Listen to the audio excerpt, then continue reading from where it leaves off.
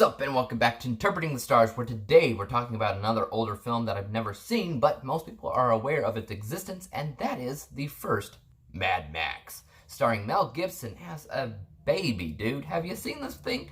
He is so young! Anyways, I'm not sure why I never got around to watching this movie. I think at a point I watched maybe the first 5 minutes or so, and I wasn't impressed, or maybe I had something else going on. Not entirely sure. It was around the time that Fury Road came out. But regardless, I'm about to answer if this film gives me a sense of euphoria or not. And let's get cracking. This review is brought to you by the word of the day, euphoria. A feeling or state of intense excitement and happiness, not unlike how I will feel when they start making new movies again. Mad Max takes place in the nearby future when, I suppose, oil is beginning to run its course, transforming the world into something crazy. Or something. This is evidently clear when a biker gang is causing havoc around Australia, attacking, sometimes killing innocent bystanders, which makes Max mad, obviously, who takes it upon himself to stop the biker gang. Well, at least now I understand why Max is mad. Also, before I get further in my review, I want you all to know that I am planning to watch all the movies in this series, but it's not going to be an active marathon like the others on my channel. Basically, they'll all be a part of my chronological watch list. Basically, I'll get around to them when I get around to them. I'm just not entirely sure when that's gonna be yet. Now, on to your regular scheduled programming. So this movie is boring. I can fully understand and appreciate that this was a game-changing film in Australia and one of the most profitable films when it came out. That's all fine and dandy, fellers, but there's so very little about this film that I actually like. I actually found watching it to be a chore. It's just a movie about a cop and a biker gang. Most of the time, it's not really affecting Max all that much until maybe the bottom of the second act, and especially the third act. I'm especially confused as to how this turned into a franchise. I don't get it. When you compare this movie to Fury Road, there's almost nothing that seems like it exists in the same world other than, in general, there's the biker gang. The biker gang is acting crazy, which the villains in Fury Road acted crazy too. But it's still a bland film at the end of the day, and one that I don't want to see again.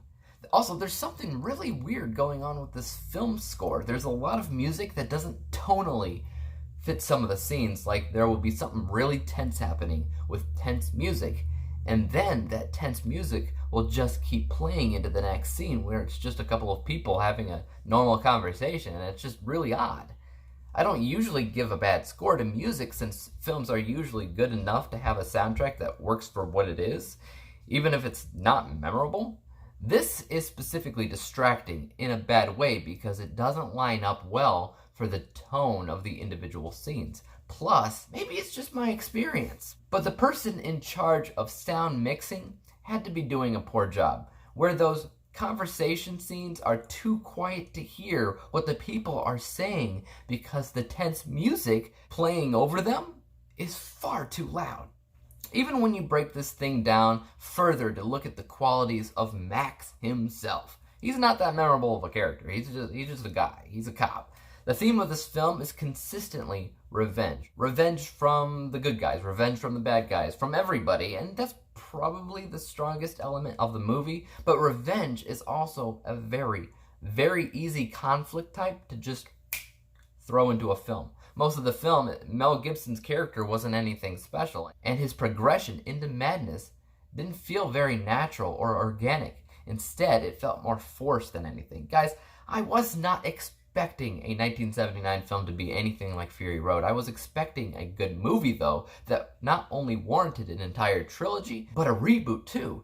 And I don't see it from this movie, so I'm hoping the other ones will get better from this point forward. Fingers crossed! Let's go ahead and break down that final score from an unbiased vantage point. I think a majority of this movie is doing exactly what it set out to do, especially for having basically no budget. That alone is pretty impressive, but it's still highly imperfect. My unbiased score is 46%, and I was extremely bored with this film, so my biased score is 18%, averaging everything out to a final score of 32%. 32 2 out of 100 possible stars, granting Mad Max with a letter grade of F. Obviously, I'd like to hear your thoughts on the movie. Is it something that simply gets better over time, or is it just that much of a stinker of a film from the get-go? Let me know below. As for YouTube, you know what to do. Hit the subscribe button if you like this review, because there's more like it coming out. Hit the thumbs up button, because that always helps out my channel. And don't forget about the little bell icon, because that helps notify you when I come out with the next review. And until then, peace out!